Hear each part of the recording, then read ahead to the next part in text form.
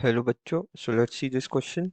The question says the enthalpy changes for the following reactions are, and हमारे पास दो reaction है, एक carbon diamond को जब ऑक्सीजन से रिएक्ट यानी कंबशन कर रहे हैं तो CO2 मिल रहा है, एंड दूसरा रिएक्शन जब कार्बन के ग्रेफाइट फॉर्म को O2 की गैस से रिएक्ट कर रहे हैं और कंबशन कर रहे हैं तो CO2 गैस मिल रहा है। दोनों की डेल एच गिवन है अकॉर्डिंग टू क्वेश्चन, और क्वेश्चन में पूछता है enthalpy change for this transition, और एक तीसरा रिएक्शन है कार्बन डायमंड टू कार्बन ट्रिफाइड, हमें इसका एंथैल्पी चेंज निकालना है। आइए सॉल्यूशन स्टार्ट करते हैं। क्वेश्चन जिस चैप्टर से पूछा है वो है थर्मोडायनेमिक्स एंड थर्मोकेमिस्ट्री, सब कॉन्सेप्ट थर्मोकेमिस्ट्री, एंड हमारा की कॉन्सेप्ट यहाँ रहेगा एंथैल्पी चेंज यानी डेल एच। सो एंथैल्पी चेंज जो हमें निकालनी है वही हमारा की कॉन्सेप्ट है, एंथैल्पी चेंज और डेल एच। अब हमारे पास दो रिएक्शंस गिवन है, इस रिएक्शन को हम 1 बोल देते हैं एंड इस रिएक्शन को हम 2 बोल देते हैं। हमें ये जो थर्ड रिएक्शन है carbon diamond to carbon graphite, इसे हम नीचे लिख लेते हैं। So carbon diamond to carbon graphite, इन दो रिएक्शन से हमको ये रिएक्शन निकालनी है। सो हम वो कैसे निकालेंगे, हमें कुछ चीज कन्वर्ट यानी ये करनी होगी, ट्रांसपोज करनी होगी।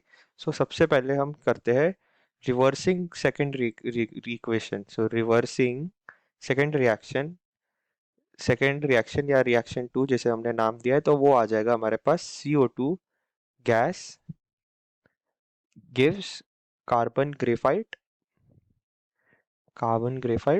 प्लस O2 गैस, हम इसे नाम दे देते हैं रिएक्शन 3।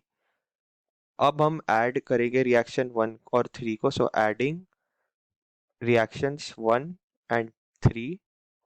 अब देखिए ये रिएक्शन 3 है जो अभी हमने निकाली है, एंड ये reaction 1 carbon diamond plus O2 gives CO2।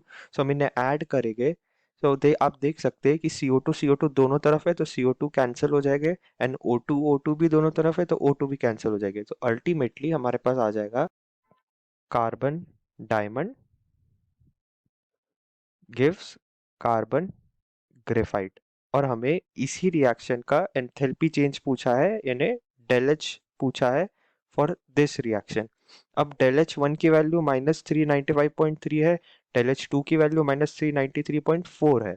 अब हमने डेल एच 3 की वैल्यू निकालनी है, हमने डेल एच 2 को रिवर्स किया, इसलिए डेल एच 3 की वैल्यू हो जाएगी प्लस हो जाएगी +393.4 किलो जूल पर मोल, क्योंकि हमने वो रिएक्शन रिवर्स किया। अब हमने इसे और इसे फर्स्ट और थर्ड से हमें वैल्यू मिल रही है, फर्स्ट और थर्ड से, and hence del H is equal to del H 1 plus del H 3, क्योंकि हमने दोनों रिएक्शंस को ऐड करा था। डेल एच 1 की वैल्यू है -395.3 एंड डेल एच 3 की वैल्यू है +393.4। जब हम इसे सॉल्व करेंगे ना तो हमारे पास आंसर आ जाएगा -1.9 kilo joule per mole, and hence हमारा आंसर आ चुका है। Correct option is option C, -1.9 kilo joule per mole. I hope you understood this well. All the best.